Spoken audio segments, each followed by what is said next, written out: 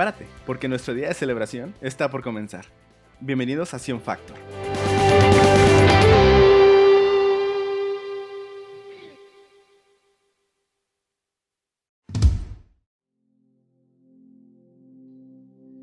Que la gracia y la paz de nuestro Señor Jesús sea con todos y cada uno de ustedes. Abra su corazón para aprender de su palabra. Y el tema de hoy es lo necesario de la venida de nuestro Señor Jesús. Más particularmente lo necesario del nacimiento de Jesús. ¿Por qué la Navidad es tan importante para los seguidores de Jesús? ¿Por qué la Navidad significa tanto para los cristianos?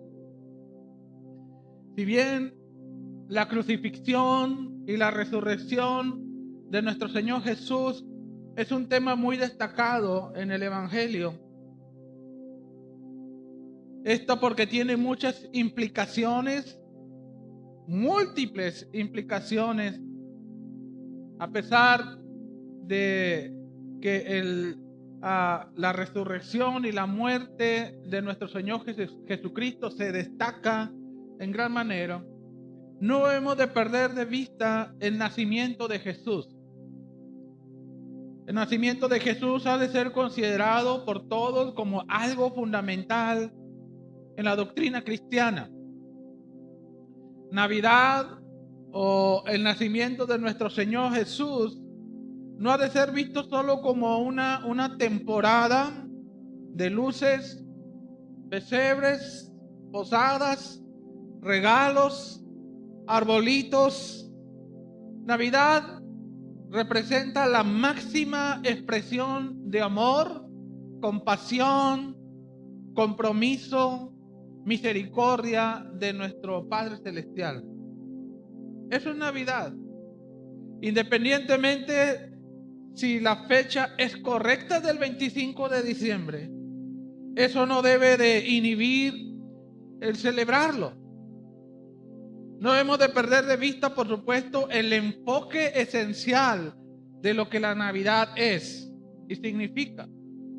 Navidad representa el nacimiento de nuestro Señor Jesucristo. Navidad representa que el Mesías nació. Como cristianos, por supuesto, no celebramos una fecha, celebramos un nacimiento muy especial. Y esta temporada la hemos de aprovechar para recordar el extraordinario amor de Dios. El amor de Dios es el motivo para celebrar Navidad. Dios nos amó tanto que se encarnó, se vació a sí mismo, tomando la posición de hijo, la manifestación de hijo. Y debido a que Él fue engendrado o sería engendrado y nacería de una mujer, se revela la máxima expresión de amor de Dios. Dios no pudo haber nacido como Dios. Dios no podía nacer como Dios. Tuvo que entrar a este mundo como todo ser humano y como hijo crecer y vivir de la misma manera que todos nosotros. Filipenses capítulo 2, versos 7 al 8 dice que se despojó a sí mismo y tomando forma de siervo, de hijo en su casa, tomó forma de siervo y hecho semejante a los hombres o hecho semejante a cualquier ser humano, y habiendo sido hallado como hombre, se humilló y se hizo obediente hasta la muerte y muerte de cruz. Es absolutamente asombroso. Al leer este pasaje es algo asombroso que Él, el eterno Dios, voluntariamente dejara su forma de Dios. para sujetarse a tiempo y espacio, para sujetarse a la vulnerabilidad que el ser humano implica o la vida humana implica. En el mensaje de hoy quiero destacar 4 beneficios que adquirimos gracias al nacimiento del Señor Jesucristo.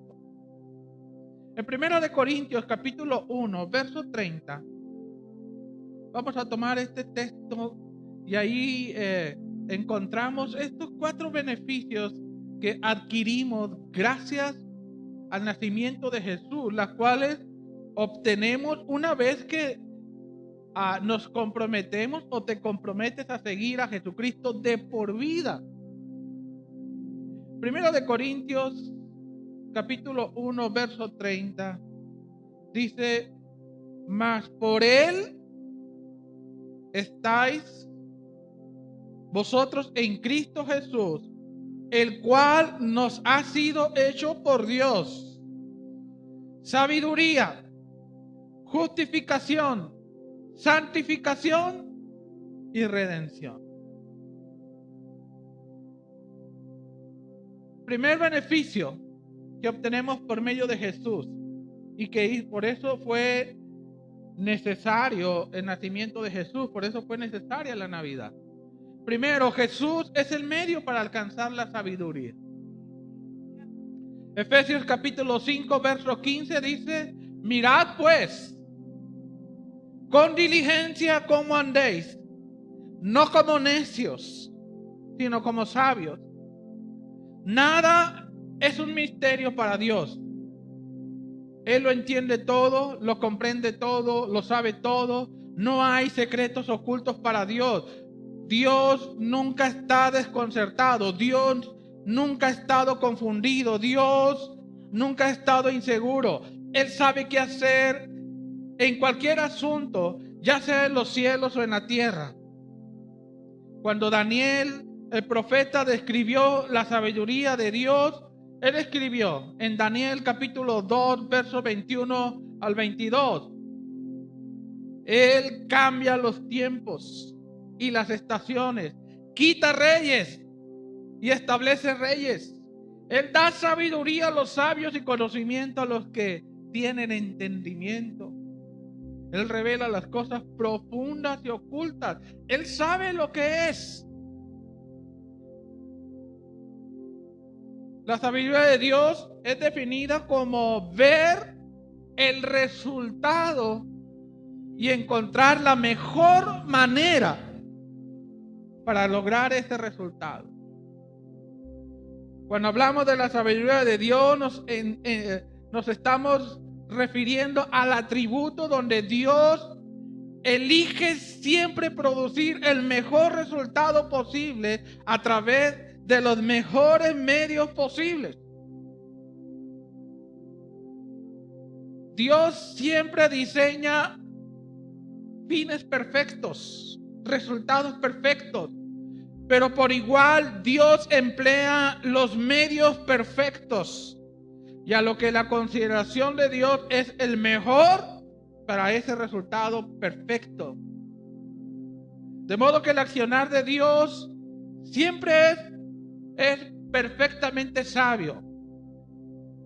Siempre tiene en mente el fin más elevado y emplea los mejores medios para alcanzar este fin más elevado. Piensen en esto. Dios está sincronizando constantemente miles de millones de datos extraídos de todos los campos posibles de conocimientos y dominios de experiencia. De modo que Él tiene cada factor relevante de cada situación, en cada situación, con un conocimiento total, pleno, completo y perfecto. Dios sincroniza de manera sabia la vida de todos. De todos. A diario sopesa los hechos de todos. las implicaciones de todo, los costos de todo, las consecuencias de todo y de todos. Y con habilidad superlativa, con sabiduría superlativa, todo lo hace encajar perfectamente en sus propósitos. De modo que lo que hace o quiere hacer es y siempre será la mejor opción posible a realizar. Dios no puede hacer algo mejor. Les pregunto, ¿alguien humanamente posible podría hacer esto? Jamás. Dios es infinitamente sabio y comparte esa sabiduría y esa sabiduría en beneficio de nosotros. Por eso Santiago capítulo 1 verso 5 dice la escritura: si a alguno de vosotros le falta sabiduría, pero no la sabiduría humana, porque es limitada, la sabiduría que viene de lo alto. Si alguien de vosotros tiene falta de sabiduría, pídala a Dios, el cual da a todos abundantemente y sin reproche, y le será dada. Ahora, cuando pedimos sabiduría de Dios, o cuando le pedimos sabiduría a Dios, escuche bien, no es porque no sabemos qué hacer. La sabiduría de Dios no es para saber qué hacer. Más bien es para tener entendimiento y comprensión de la voluntad y el propósito para el momento y la circunstancia bajo el cual nuestra vida se está desarrollando. Cuando usted pide sabiduría, lo que está pidiendo al Señor es: Señor, dame la capacidad de comprender qué está pasando en este proceso. Dame la capacidad de poder entender, ver tu mano en este punto de mi vida, en esta mi situación. Cuando tú tienes la sabiduría de Dios, sabes lo que pasa, puedes ver el panorama más amplio, puedes ver esa situación tan particular, puedes ver el proceso en el cual se encuentra tu vida del modo que Dios la está viendo. En Mateo capítulo 16, versos 21 al 22 leemos que Jesús anuncia a sus discípulos que Él pronto sufriría y moriría en Jerusalén. Y de inmediato el apóstol Pedro lo toma aparte y trata de persuadir al Señor Jesús para que no vaya a Jerusalén y así pueda evitar su sufrimiento y su muerte. ¿Quién podría negar la buena intención del apóstol Pedro? Nadie. La intención del apóstol Pedro es genuina. Él ama al Señor Jesús. Sin embargo, lejos de ser elogiado por Jesús, lo reprende, lo regaña. ¿Sabe por qué lo regañó? ¿Sabe por qué lo reprendió el Señor Jesús al apóstol Pedro? No por el deseo de protegerlo y cuidarlo, no. Lo regañó por no comprender que la transición del sufrimiento de Jesús o de Él traería un resultado que a la postre beneficiaría a toda la raza humana de todos los tiempos y edades. Pedro no entendió, no tenía sabiduría para ver cómo Dios estaba operando su voluntad en la vida de Jesús. En Mateo 16, 23, Jesús le dijo, se volvió a Pedro, le dijo: quítate delante de mí, Satanás. Ahora entienda que esa palabra Satanás no se está refiriendo a Satanás, al enemigo de Dios. La palabra que debió haberse expresado ahí es: me eres enemigo en este momento. Te está haciendo oposición al propósito y a la voluntad de Dios. Dice: me eres tropiezo, porque no pones la mira en las cosas de Dios, sino en las de los hombres. Por eso necesitamos sabiduría para entender, comprender cómo Dios está obrando en un momento determinado de nuestra vida. A veces nosotros vemos nuestra situación muy humanamente y no lo vemos desde la perspectiva de Dios. Por eso necesitamos pedir sabiduría para ver mi situación desde la perspectiva de Dios. Pedro, estás viendo solamente las cosas desde el punto de vista humano, no desde el punto de vista de Dios. Hebreos 12:2 dice que Jesús soportó la vergüenza de morir clavado en la cruz, porque sabía que después de tanto sufrimiento, Él iba a ser muy feliz a ver el fruto de su aflicción, el resultado. La sabiduría de Dios nos dice, escuche bien, que Dios traerá los mejores resultados posibles por los mejores medios posibles para la mayor cantidad de personas posibles durante el mayor tiempo posible. Con esto en mente, quiero que considere las implicaciones de la sabiduría de Dios en el contexto de su vida actual. Tener la sabiduría de Dios significa que tienes discernimiento y sensibilidad de ver que desde la perspectiva de Dios, Él está ordenando sabia y soberanamente para que tus circunstancias, las que sean, hagan algo en ti, hagan algo a través de ti, ya sea en tu matrimonio, en tu familia, en tu trabajo, en tu salud, que de otra forma no podría lograrse. Dios no puede hacer mejor las cosas. Y si lo que estás pasando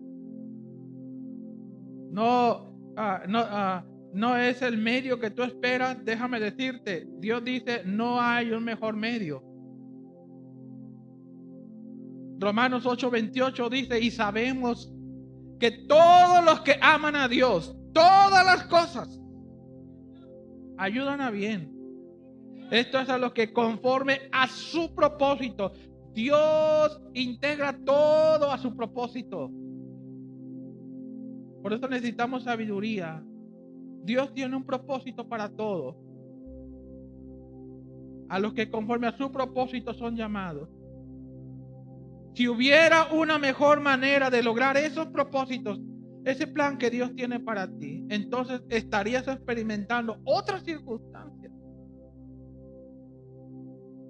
de las que estás experimentando en estos momentos. Si hubiera una manera menos sufriente, menos dolorosa y rápida, mire, Dios lo estaría usando. Entonces las circunstancias en las que te encuentras ahora son exactamente las que tú vas a necesitar para esta etapa de tu vida, en este punto de tu proceso de madurez y perfección. La sabiduría de Dios nunca falla y no se equivoca. Segundo beneficio que es imposible tener fuera de Jesús es que Jesús es el medio para alcanzar la justificación. En el libro de Romanos capítulo 5 verso 1, la palabra de Dios dice, justificados pues por la fe, tenemos paz para con Dios por medio de nuestro Señor Jesucristo. La justificación por la fe en Cristo es uno de los temas doctrinales más profundos y significativos que habremos de conocer detenidamente. Porque de ello depende el nivel de libertad y relación que tú tengas con Dios. Ser justificados habla del derecho legal en la cual un seguidor de Cristo puede estar delante de Dios sin pecado. En una frase más sencilla, ser justificado significa estar delante de Dios sin pecado. Porque Dios le ha perdonado en base a la muerte de Jesús. Estar justificado significa ser declarado como alguien justo.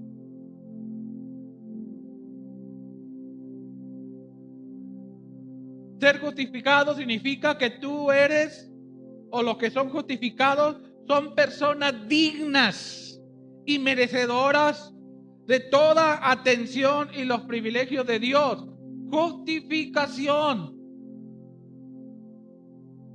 El día que tú te comprometiste con el Señor Jesucristo a seguirlo el resto de tu vida, Dios en ese momento, de forma instantánea e inmediata, te hizo libre del yugo del pecado, te hizo libre de la condenación eterna, libre de toda culpa, libre de toda condenación. Por eso el apóstol Pablo dice ahí en 2 de Corintios 2:17, ninguna condenación hay para los que están en Cristo Jesús.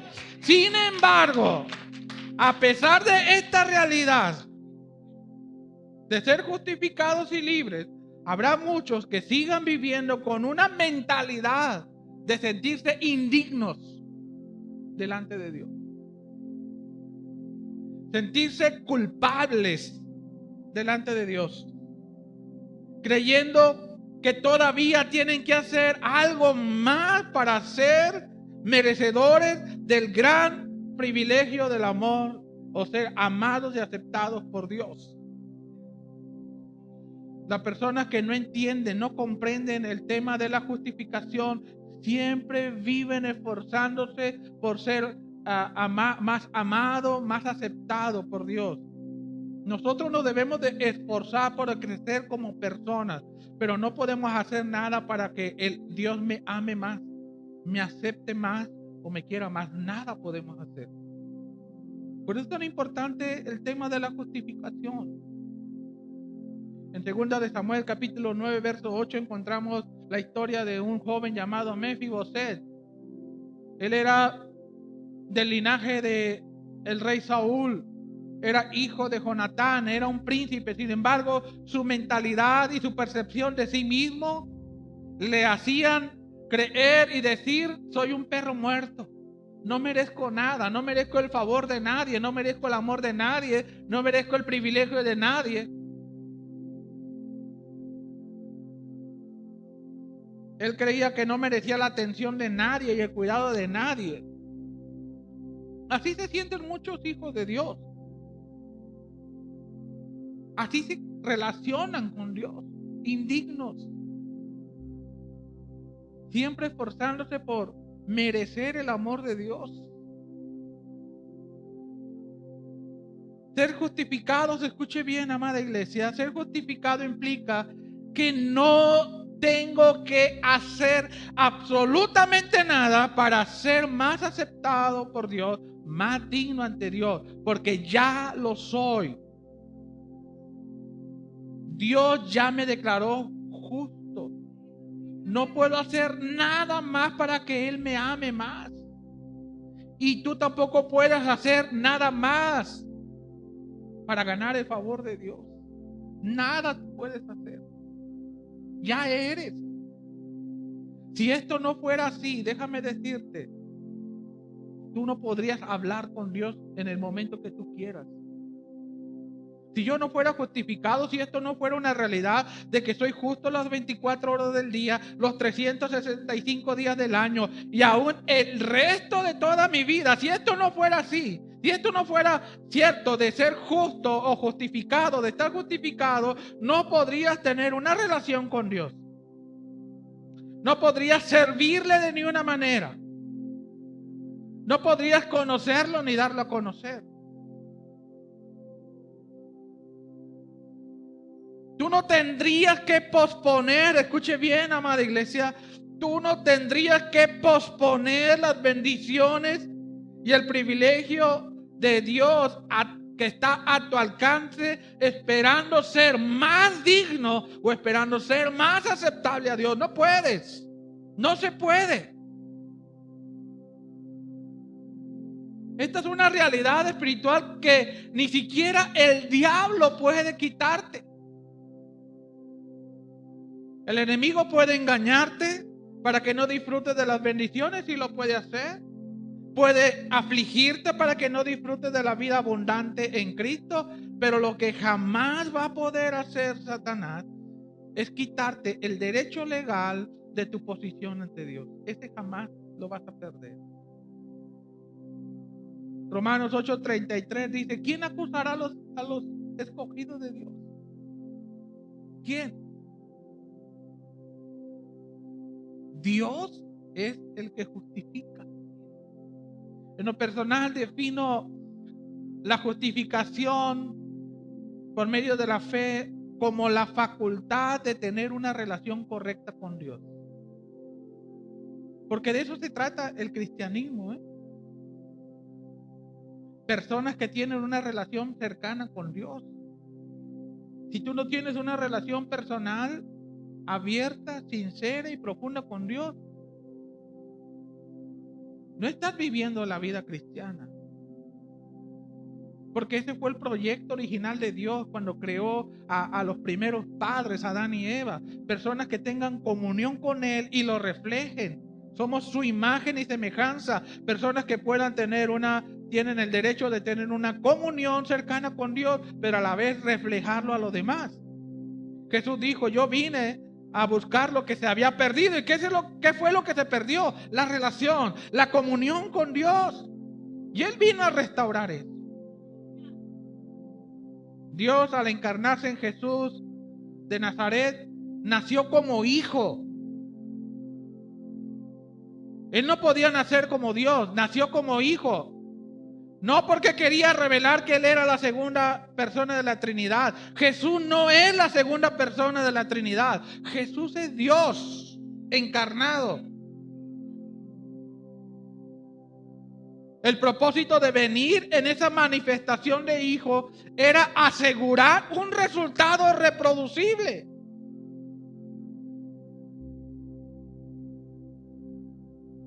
Dios, al venir en forma de hijo, quiso establecer un modelo que pudiera seguir todos aquellos que creyeran en el Evangelio.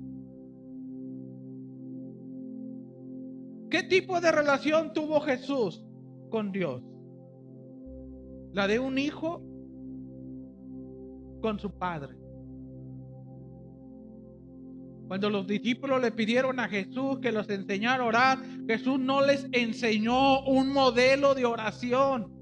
Jesús no les enseñó el paso 1, paso 2 para tener una oración efectiva. No, la oración del Padre Nuestro no es el modelo de una oración efectiva. Lo que Jesús quiso enseñarle a sus discípulos era que ellos entendieran la actitud y la posición ante Dios. La de un hijo que conoce a su padre. No la de alguien extraño pidiéndole a un extraño. Qué triste realidad para un hijo de Dios pedirle a Dios como si Él fuera alguien extraño. ¿Alguna vez le has pedido un favor a algún extraño? Nunca lo has visto, no lo conoces.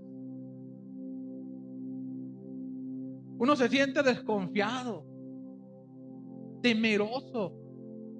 No está seguro qué esperar de la otra persona.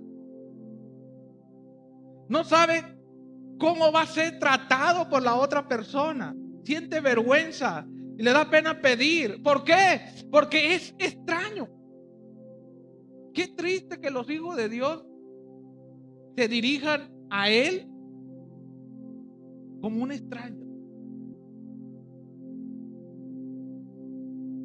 Sin justificación por medio de la fe, es imposible precisamente iniciar una relación con Dios. Recuerden que la justificación es tener una relación correcta.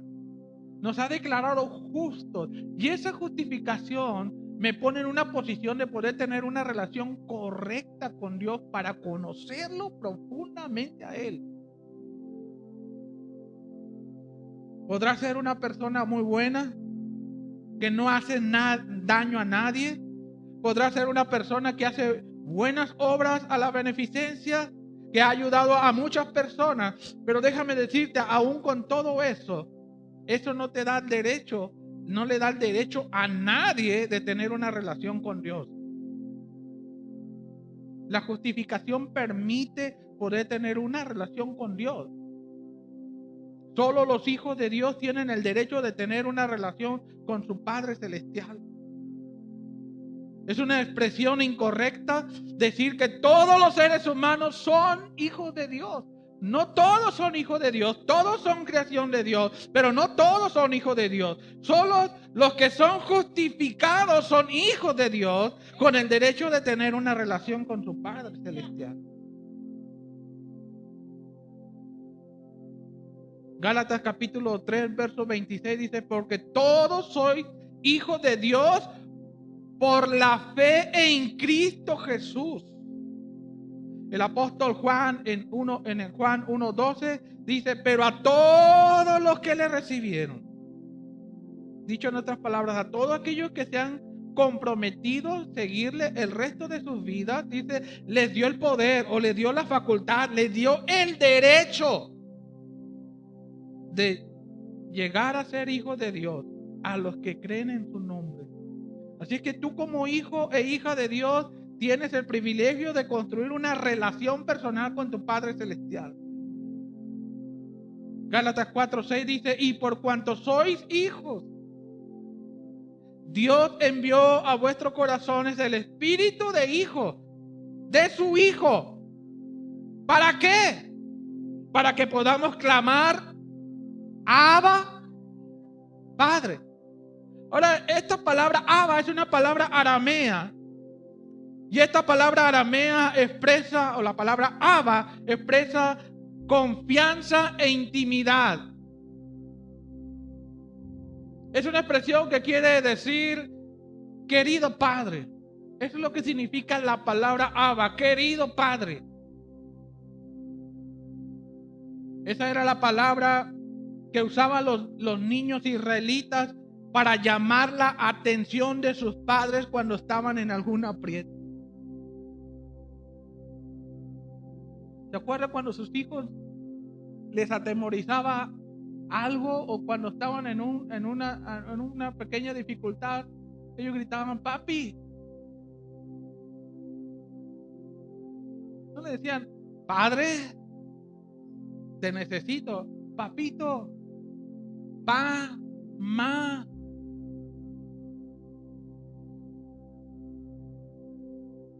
¿Verdad que nos llama la atención cuando nos dicen así?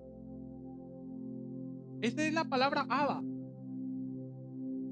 Cuando tú en una oración o con una expresión dices Abba Padre, tú lo que le estás diciendo, Señor Dios, estoy necesitado, estoy preocupado, estoy afligido, Abba, Abba. Romanos 8:15 dice que nosotros no hemos recibido un espíritu que los esclavice al temor. En cambio, hemos recibido el espíritu que nos hace hijos de Dios y ahora lo llamamos Abba. Querido Padre.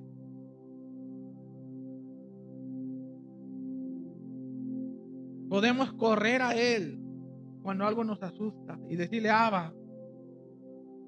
Cuando algo nos preocupa, podemos correr a Él y decirle, Abba, estoy en problemas, te necesito, ayúdame. Cuando algo nos perturba, podemos correr a Él y decirle, Abba. Hebreos capítulo 4, verso 16 dice, acerquémonos. Las personas que no están justificadas no se pueden acercar a Dios, por más buenas que sean. Solo los hijos y las hijas de Dios, dice, se puede cumplir esta palabra. Dice, acerquémonos pues confiadamente al trono de gracia. ¿Para qué? ¿Para ser azotados? ¿Para ser castigados? ¿Ser reprendidos? No. Abba. Para recibir misericordia y hallar gracia para el oportuno socorro. Cuando digas Abba, Amada iglesia, cuando digas Abba, imagina a tu padre que te abraza como tu hijo y tu hija para protegerte y para cuidarte. Un padre que interviene en tu vida para suplir cualquiera que sea tus necesidades. Tercera bendición imposible obtener fuera de Jesús es el medio para alcanzar santidad.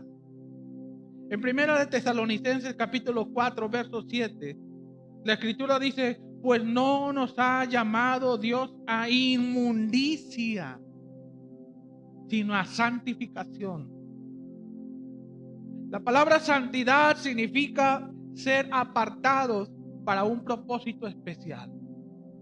Repito, la palabra santidad. Cada vez que usted lea la palabra santo o santidad en la Biblia, esto es lo único esencial que significa: ser apartado para un propósito especial. El tiempo, espacio, los objetos, las personas pueden volverse santos si se dedican a Dios. Por ejemplo, el templo en Jerusalén se consideraba el espacio que ocupaba un espacio sagrado. Los objetos que habían dentro del templo, eran objetos sagrados. El Shabbat y las fiestas en Israel se consideraban días o estaciones sagradas, santas. Los israelitas fueron llamados santos de Dios porque ellos estaban apartados para un propósito especial. Todas las cosas, las personas o los días pueden ser llamados santos siempre que su propósito sea para cumplir la voluntad de Dios y el plan de Dios. La santidad, escuche bien, no se ha de entender como algo que sobre lo que es moralmente correcto. La santidad no es cómo te vistes, no es cómo te peinas, no es cómo está arreglado tu cabello, no es dejar de pecar. Eso más bien es pureza. La santidad tiene que ver con la forma, o si tú vives dentro del propósito de Dios. Santidad a Jehová. La santidad es cómo vives. Todo seguidor de Jesús, escuche bien, está llamado a vivir una vida santa. Esto significa una vida apartada y reservada para cumplir los propósitos de Dios. El propósito de Dios. Mire, la búsqueda del propósito de la vida ha desconcertado a la gente por miles y miles de años. Las personas han buscado por todos los medios posibles encontrar el propósito de su vida y existencia. ¿Sabe cuál es el problema? Que buscan donde no deberían de hacerlo. ¿Sabe dónde buscan para encontrar significado a la vida? El propósito de sus vidas. Buscan en sí mismos. Esto es algo que la filosofía griega ha diseminado en todas las culturas del mundo. La filosofía griega dice que para entender las diferentes realidades de uno como persona y las realidades en lo externo o en las circunstancias que vive, se basa en el conocimiento que tengas de ti mismo. De ahí la frase: conócete a ti mismo. Pero la Biblia no enseña eso. Y no habremos de estar de acuerdo con la idea de mirar a nosotros mismos buscando la verdad. Porque la verdad no se encuentra dentro de nosotros. ¿Quién de ustedes podría confiar en una persona que ha demostrado ser fraudulento y maligno? Bueno, déjame decirte, Jeremías 17:9 dice que el corazón humano, tu corazón, mi corazón, dice, es lo más engañoso que hay. es extremadamente perverso. Entonces, si mi corazón es engañoso y perverso, ¿por qué buscar la verdad ahí? ¿Por qué quererme conocer a mí mismo? Si lo que me diga mi corazón, dicta mi corazón, va a ser fraudulento, engañoso.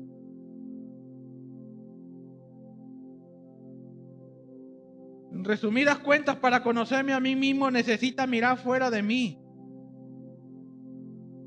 Mi mejor evaluación de mí mismo no proviene de adentro hacia afuera. La verdad no se origina en mí, sino en Dios y en su palabra. Entonces, enfocarnos en nosotros mismos nunca revela el propósito de nuestra vida. Porque la Biblia dice en Hechos capítulo 17, verso 28, pues en Él, ¿en quién? En Él vivimos, en Dios, en Jesús. Nos movemos y existimos. Entonces, en Cristo, es en Cristo donde encontramos la razón, la causa, el origen de la vida y el propósito. Mira, la forma más fácil de descubrir el propósito de un invento, ¿sabe cuál es? Es preguntarle al creador o al inventor.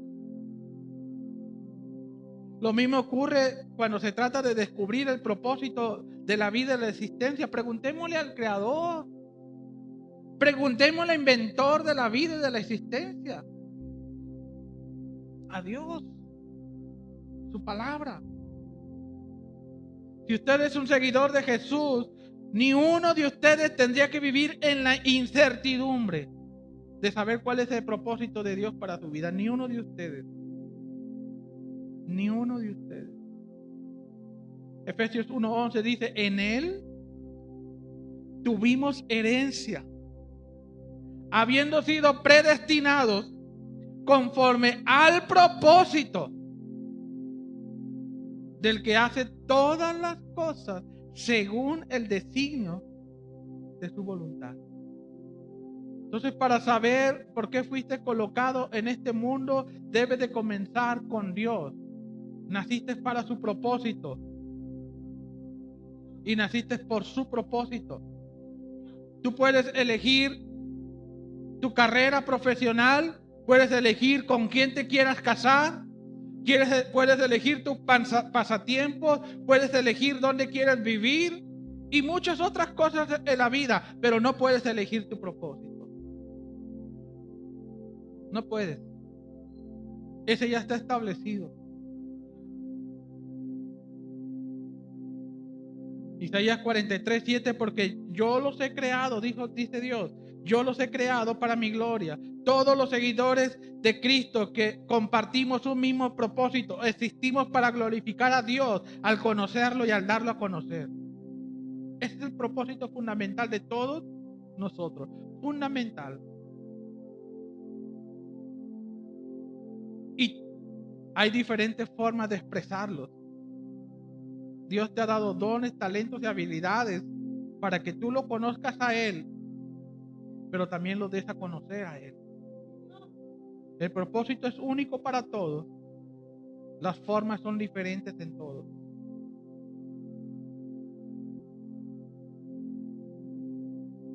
Si bien todo cristiano tiene un único propósito, cada uno de nosotros, escuche bien, tiene una forma única de vivir ese propósito. Por ejemplo, María se le encargó ser la madre terrenal de Jesús. Ella conoció y dio a conocer a Dios de una manera única que nadie más iba a poder hacerlo. Moisés se le encomendó sacar a los israelitas de la esclavitud en Egipto.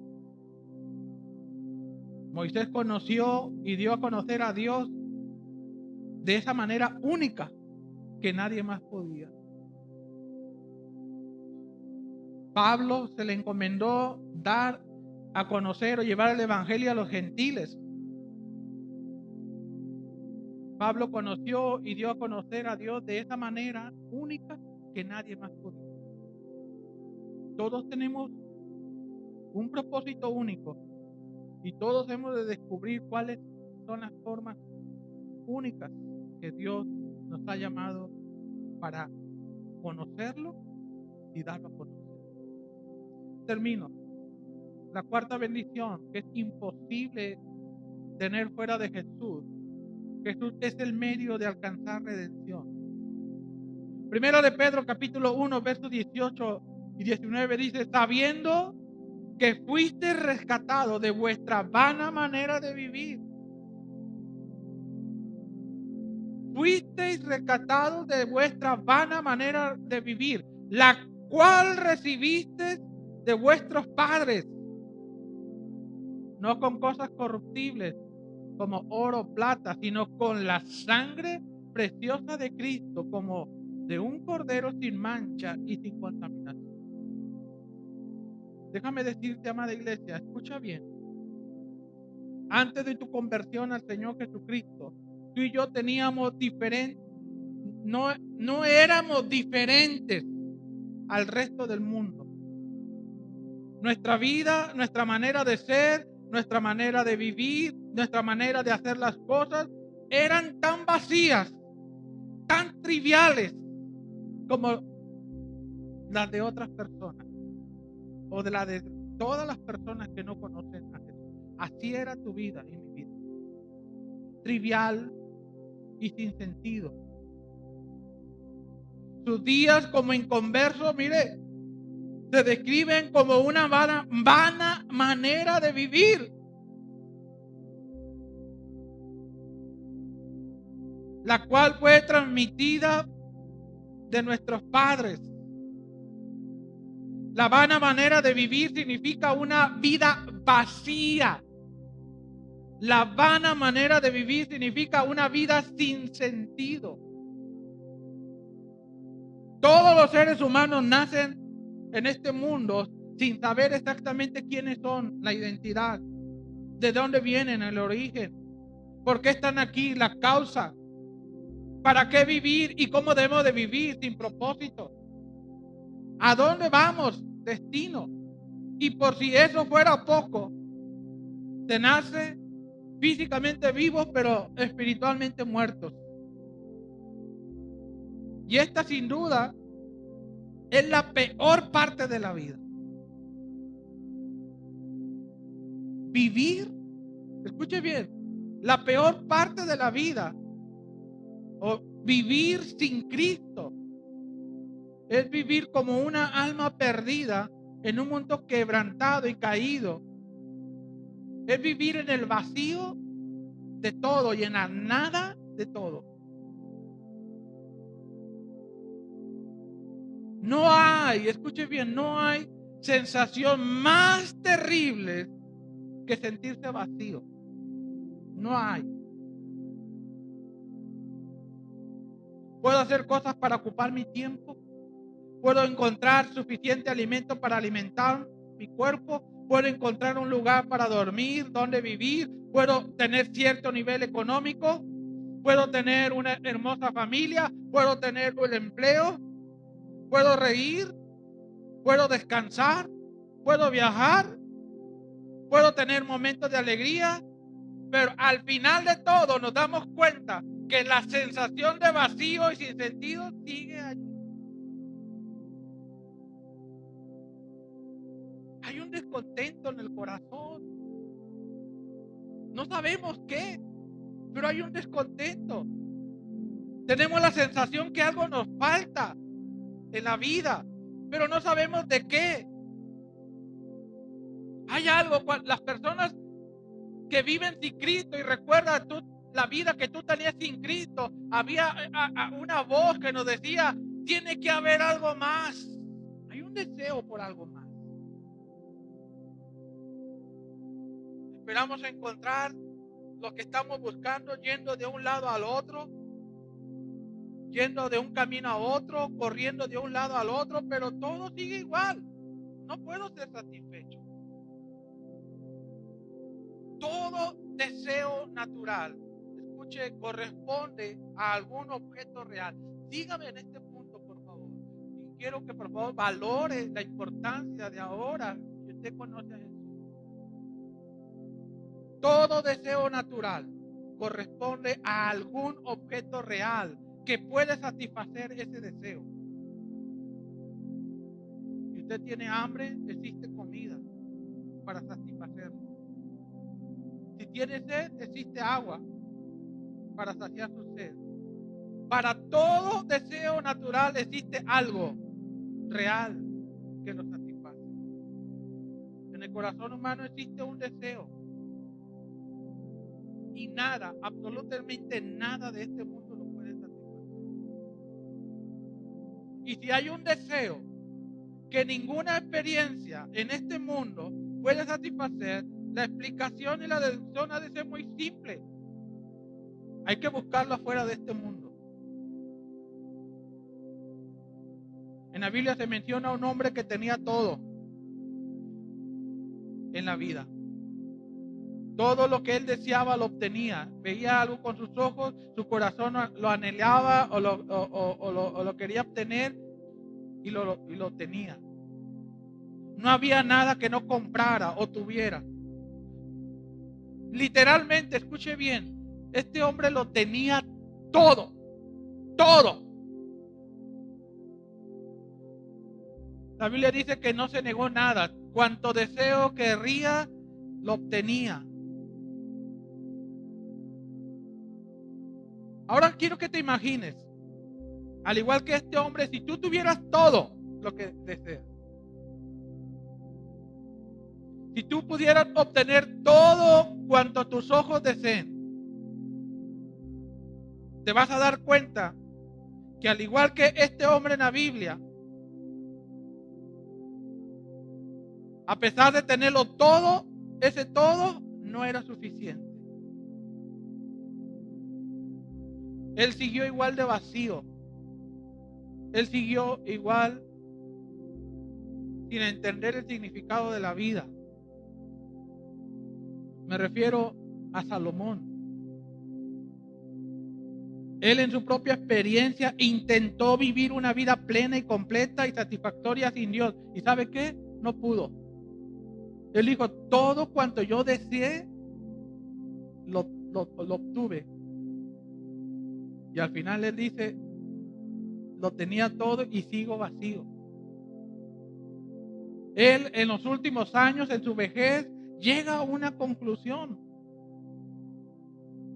Ricos o pobres, sabios o tontos, todos vamos a morir. Y llega a esta conclusión, Eclesiastés 12:13 dice, el fin de todo este discurso, dice él, teme a Dios. Estamos hablando de un hombre que vivió de todo, experimentó de todo, tuvo de todo. Oiga, 900 mujeres, ¿para qué quería tantas? Teme a Dios, guarda sus mandamientos. Pero vean la contundencia de la última frase. La contundencia de la última frase. Porque esto es el todo del hombre. Solo Jesucristo puede saciar. Solo Jesucristo puede satisfacer ese vacío y deseo que todo ser humano tiene. Agustín de Hipona dijo, nos has hecho, Señor, para ti, y nuestro corazón está inquieto hasta que descanse en ti. La redención, amados hermanos, entienda esto, valore esto. Por eso el tema de hoy, lo necesario de la Navidad. La redención nos salva de la terrible sensación del vacío y sin sentido de la vida.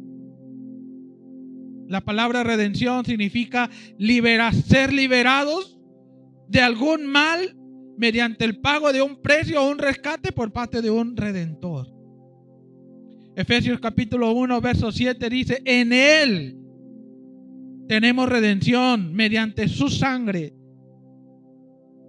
el perdón de nuestros pecados según sus riquezas en gracia. Segunda de Corintios 5, 17 dice, de modo que si alguno está en Cristo, me encanta este pasaje, nueva criatura es. Ahora esa palabra, esa frase en el griego, nueva criatura es, significa una posibilidad de vida mejor. En el griego es lo que significa. Significa que tu vida no tiene que parecerse en nada, escuche bien, en nada a la vida sin Cristo. Y si tú dices, pastor, mi vida en Cristo y sin Cristo es la misma, déjame decirte una cosa. Eso no es posible. Y si está pasando, necesitas nacer de nuevo. Recíbelo como tu Señor y Salvador. Pídele pecados. Pídele perdón por tus pecados. Porque es imposible que una vez en Cristo la vida sea igual. La vida cristiana tiene que ser un progreso hacia algo mejor. Nos convierte en algo mejor. Somos algo mejor. Experimentamos algo mejor en todas las áreas de la vida.